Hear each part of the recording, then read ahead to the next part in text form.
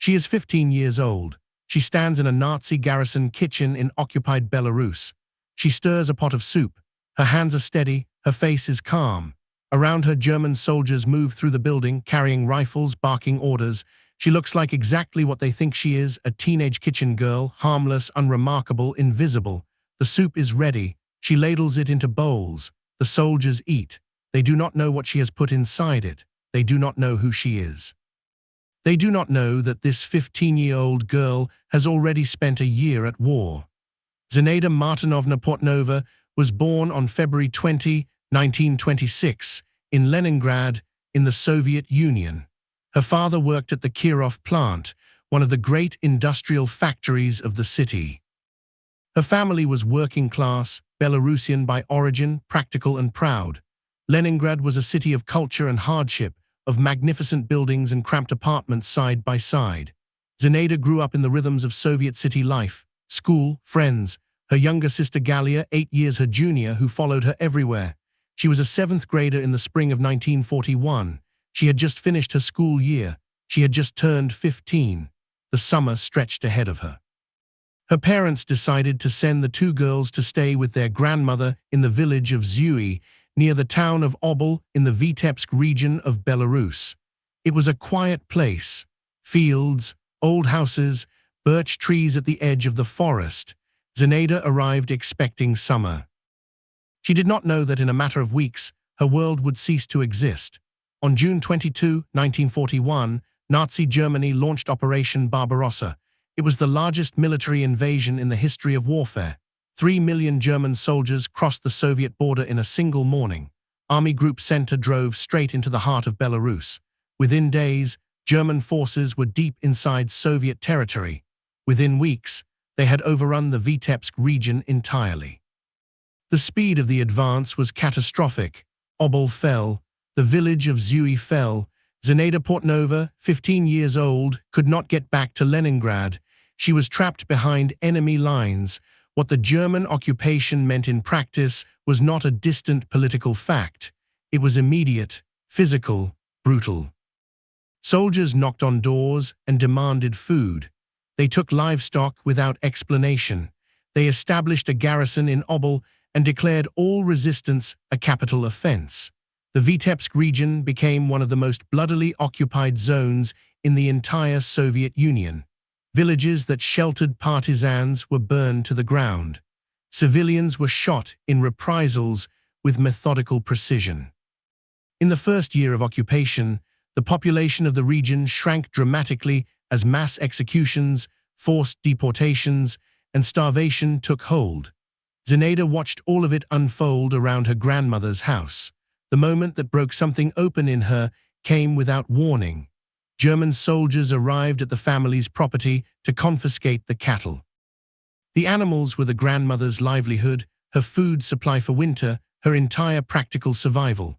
The old woman resisted. She argued back. A soldier struck her. It was not a battle. It was not a war crime of historic scale. It was one old woman hit by one soldier in a dirt yard in a village no one outside Belarus had ever heard of. But for Zinaida Portnova, it was the last thing she was willing to watch without acting. The hate that filled her in that moment was specific and permanent. In 1942, Zinaida joined the underground resistance. The group was called the Young Avengers.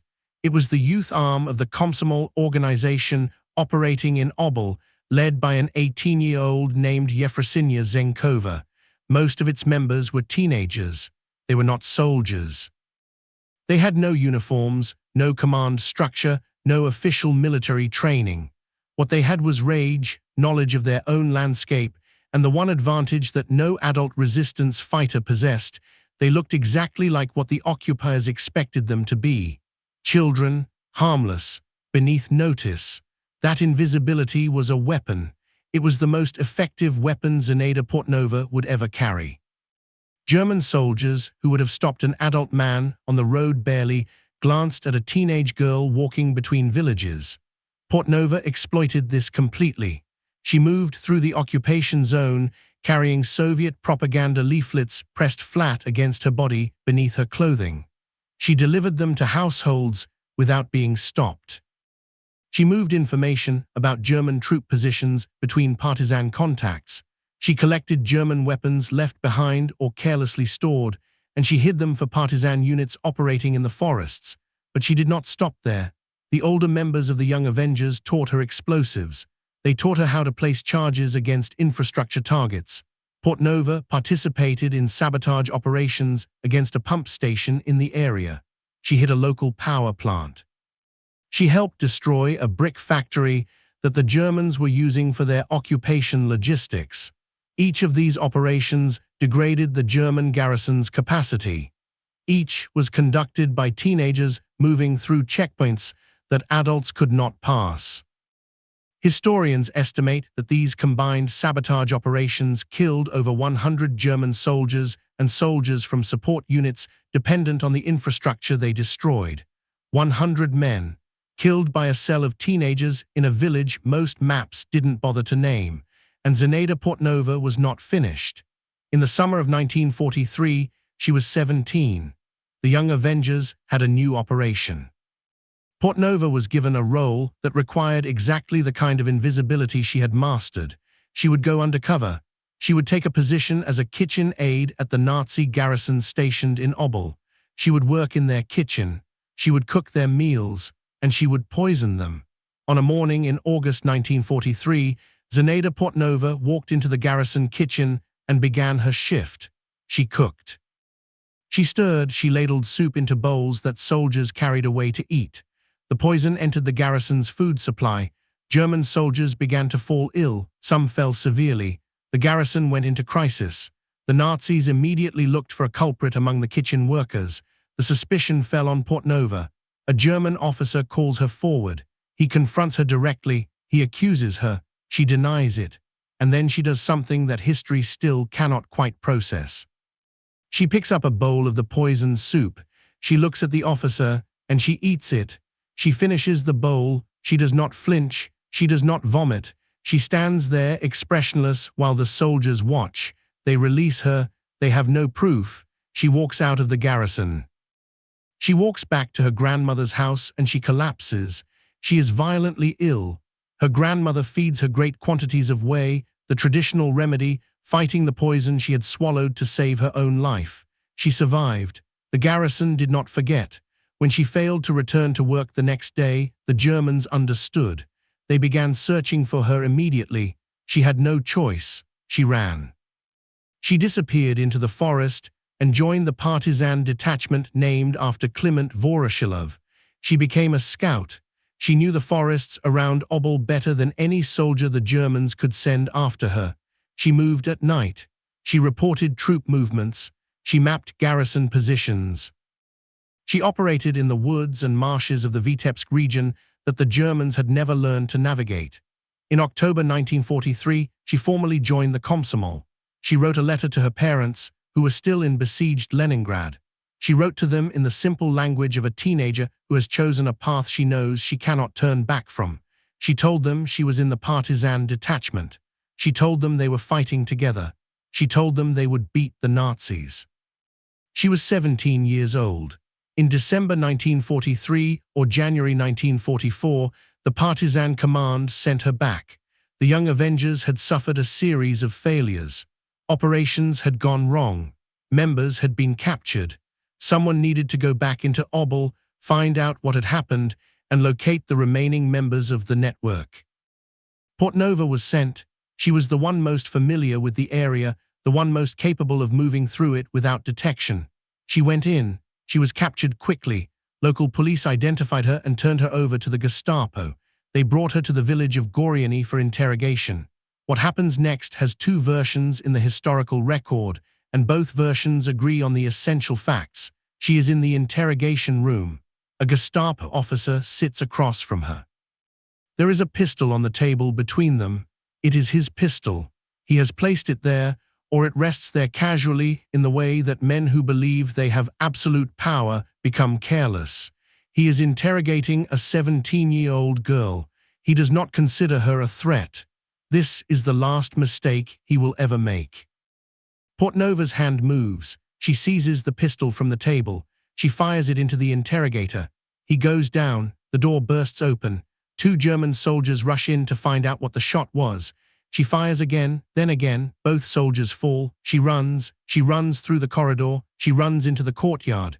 She reaches the tree line, she runs into the forest. She runs toward the river, the forest surrounds her.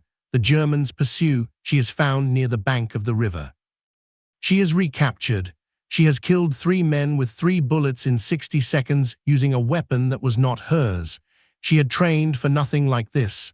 She was a scout, a kitchen girl, a leaflet distributor from Leningrad, and she had walked out of a Gestapo interrogation room over 3 bodies. What they did to her after she was recaptured, the historical record confirms as torture. The specific methods are not fully documented in available sources. What is documented is this: she did not give them names. The remaining members of the Young Avengers were not rolled up through her. The partisan network she knew remained intact. She held whatever she knew through whatever they did to her. On January 15, 1944, Zinaida Portnova was executed. She was 36 days short of her 18th birthday. She was taken into the forest and killed. She had spent 2 years and 7 months at war. She had entered it at 15 as a 7th grade student on summer holiday. The Soviet government did not act quickly. In war, the records of partisan operations, especially those of teenagers in occupied villages, did not always surface immediately. It was not until July 1, 1958, 14 years after her death, that the Presidium of the Supreme Soviet posthumously declared Zinaida Portnova a hero of the Soviet Union, the highest honor the country could confer. She also received the Order of Lenin. A bust was placed in her honor in Minsk.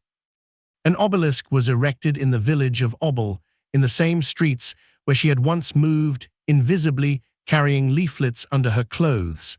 Dozens of Soviet young pioneer groups were named for her. A museum stood on the highway between Polotsk and Vitebsk. Schools in St. Petersburg carried her name. She had been a student in that city once, in another life, before the summer of 1941 changed everything. She left Leningrad as a 15-year-old girl going on holiday. She never came back. She became something that no one had asked her to become, something that no child should ever have to become. She became the measure of what one person, without rank, without resources, without anything but clarity and will, can do inside the worst machinery human beings have ever built. She was 15 when it started. She was 17 when it ended. She used every year she had.